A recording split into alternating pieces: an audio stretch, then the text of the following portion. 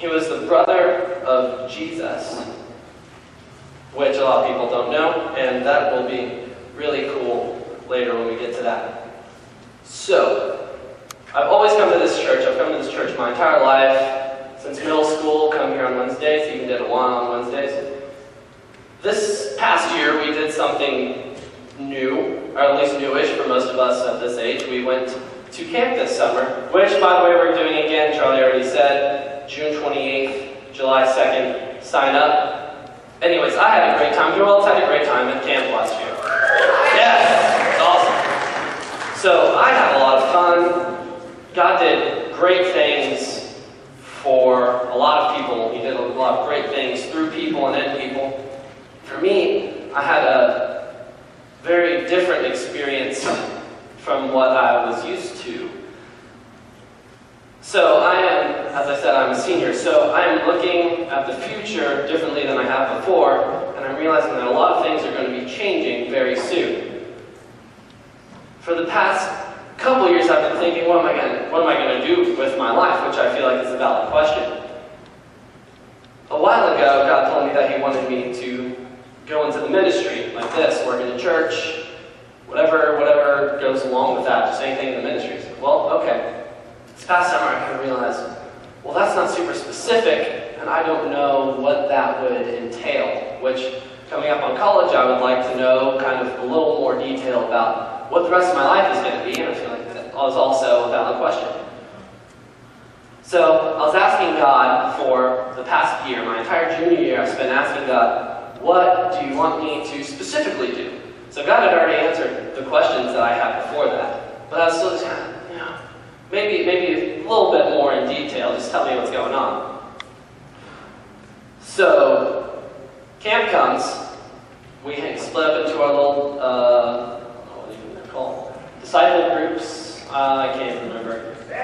No, that wasn't that. It was where the people would teach. No, it wasn't that. I know what that is, that wasn't it.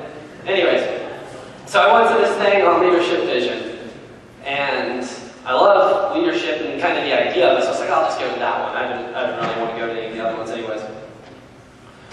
As I was listening there, I got really bored. I was like, well, I'll just pray. I feel like that's a productive thing to do at church here.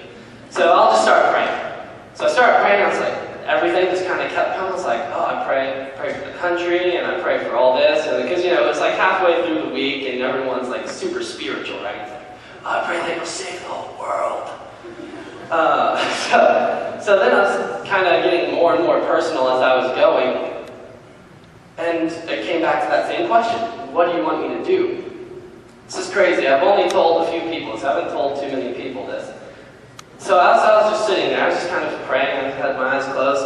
I'm pretty sure everyone thought I was asleep. There was people sleeping. I'm not going to point anyone out, but they are in this room. Just know that. There was people here sleeping while people were teaching. Don't do that tonight, please. Or do it, and then I'll know that I need to be more excited. So I was just sitting there, I had my head down, and I was, what do you want me to do? What do you want me to do? And it was crazy. I've never experienced anything like this. Well, actually, it was one thing similar, but this was way crazier. So I was just sitting there, and it was a map of the United States in my head. It was weird. It was like a dream. It was a dream, but I wasn't asleep, as I said. It's a map of the world. I don't know if I said United States. It's a map of the world. This little continent called South America was glowing. It was like yellow. If you've ever seen a movie that Universal is like a producer of or whatever, how all of the world like glows yellow, I don't even know if you know what I'm talking about. But that's what it was like. It's the only thing that can kind of describe it. So that was glowing. I was like, whoa, what's that supposed to mean?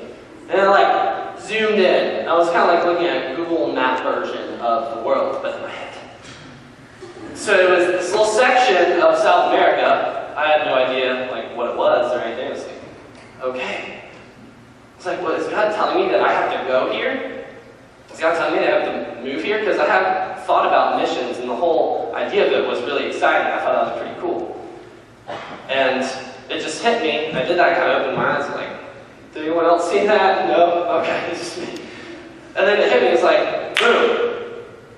He answered the question I've been asking for about a year. And it was was so crazy. It's like a build up to this whole thing, and then it was like 2 seconds. All that happened, like 2 seconds, 2 seconds. Boom, it's over. And so I was like, oh, that's crazy. And I got super excited because it's camp, so anything has to do with Jesus is like the best thing ever. So then the rest of the week I was like, yeah, Jesus. So I was partying.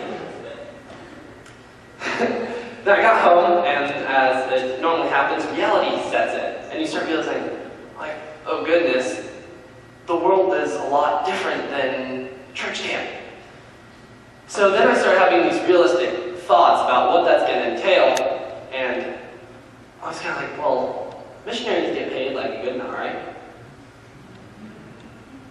They don't. Not very much. So it's that, and I was like, wait, I'm going to have to move. Like, I knew I had to go there, but I was like, I have to totally live there. I have to totally just pack up and leave everything that I've known behind. As I said, I've lived here my whole life. Leaving here is going to be very strange.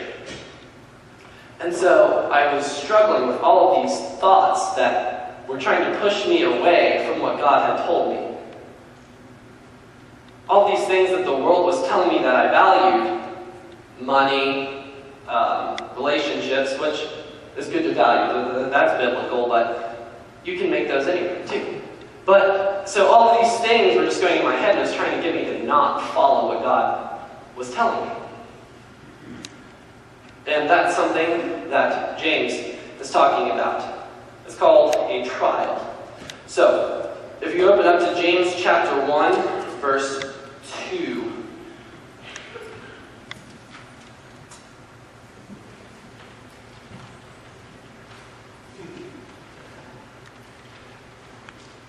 I'm going to start. Alright, sorry if you're not there.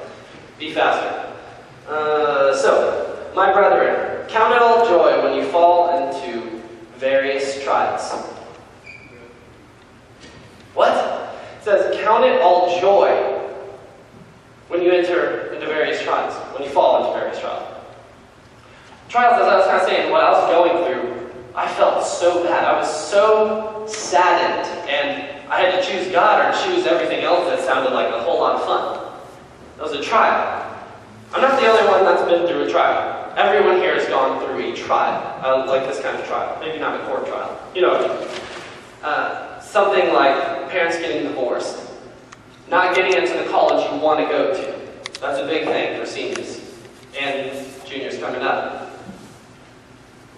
Getting in trouble, giggling like a lot of trouble. There's so many different things that us as high schoolers have to go through. You know, your friend or your fake friend, the one that you thought was your friend, told your other person that you thought was your friend, that you two aren't friends, but you still thought you were friends, and then the whole thing's a mess.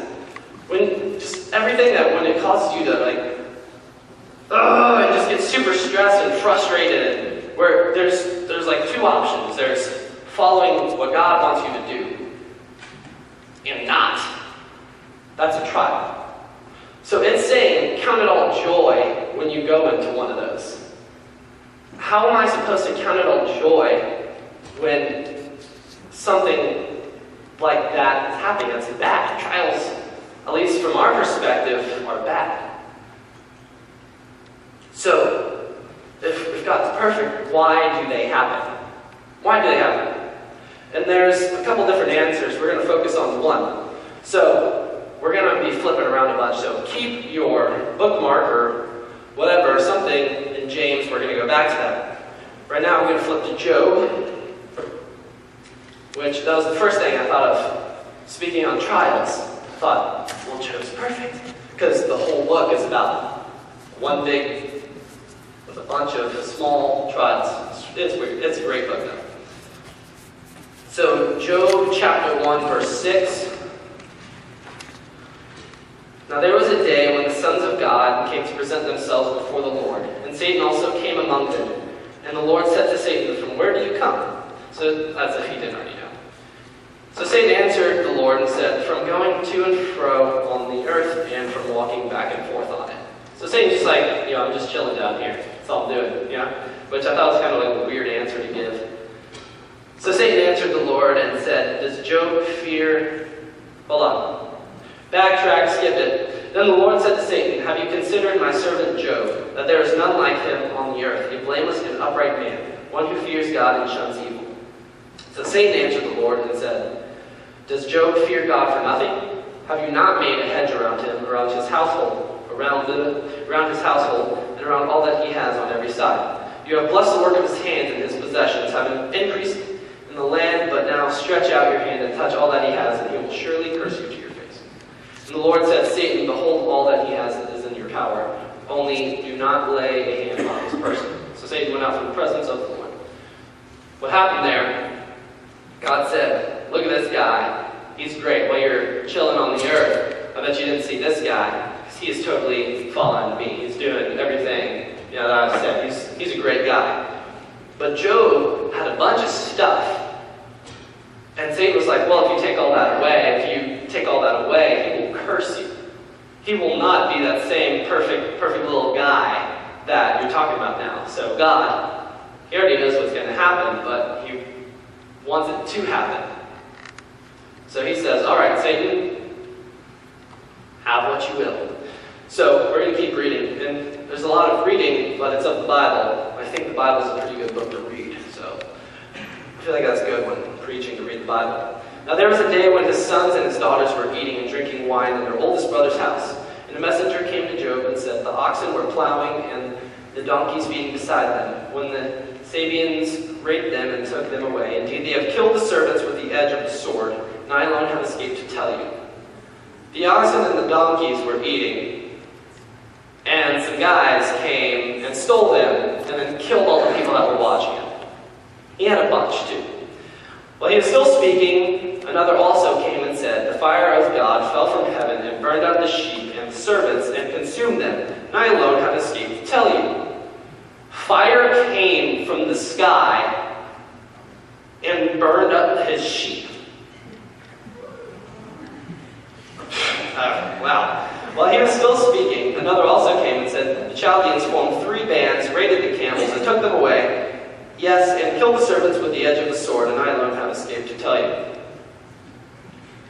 Other guys, different from the guys earlier, they came, took all the camels, and then killed all the servants. It really seemed to be a servant. There was like no chance. They were like, "We'll just kill them while we're at it."